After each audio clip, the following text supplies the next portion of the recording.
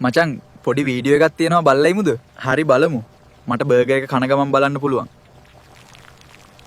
ඊළඟ ආහාර. මේ ආණ්ඩුව ආහාර වලට වැට් ගහනවා. අපි ආහාර සඳහා තියෙන වැට් බද්ද අයින් කරනවා. පළවෙනි අයවැය කෙනෙක් මතක තබා ගන්න. සෞඛ්‍ය සහ සෞඛ්‍ය සේවා සැපයීමේ වැට් බද්ද අයින් කරනවා.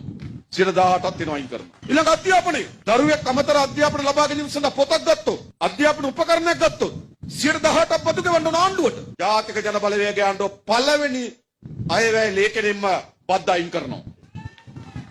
හරිද? එයි ආණ්ඩුව එන්නේ ජනතාව බලා ගන්න.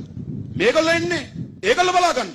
අපි එන්නේ ජනතාව බලා ගන්න. 2002 අංක 14 දරන එකතු කළ අගය මත බදු හෙවත් වැට් පනත සංශෝධනය කිරීම සඳහා වන නව කෙටුම්පතක් මුදල් අමාත්‍යාංශය මගින් ප්‍රකාශයට පත් කර තිබෙනවා. එමගින් මේ වසරේ ජූලි මාස 1 වෙනිදා සිට ක්‍රියාත්මක වන පරිදි නව වැට් බදු කිහිපයක් පැනවීමට යෝජිතයි. නව කෙටුම්පතෙන් නිර්වාසික තැනැත්තෙකු එනම් විදේශයක සිටින තැනැත්තෙකු විසින් ඉලෙක්ට්‍රොනික වේදිකාවක් කරහා මාර්ගගත පාඨමාලා, සම්මන්ත්‍රණ, පුහුණු, ඩිජිටල් අධ්‍යාපන වේදිකා, අතත්්‍ය පන්තිකාමර, වෙළඳපොළවල්හි ඇති ඉගෙනුම් කළමනාකරන පද්ධති සහ පාඨමාලා ඇතුළු අධ්‍යාපන සේවා සැපයීමේදීද වැට් අය කිරීමට යෝජිතයි. එමෙන්ම මාර්ගගත උපදේශනය, ඩිජිටල් බෙහෙත් වට්ටෝරු, කෘත්‍රිම බුද්ධිය ආශ්‍රිත රෝග විනිශ්චයන්, ඩිජිටල් සෞඛ්‍ය නිරීක්ෂණය සහ දුරස්ථ වෛද්‍ය සේවා ඇතුළු සෞඛ්‍ය ආරක්ෂණ සේවාද ඊට ඇතුළත් කිරීමට කෙටුම්පතින් යෝජනා කර තිබෙනවා. දැන් ඒක බැලුවාම මොකද හිතුනේ?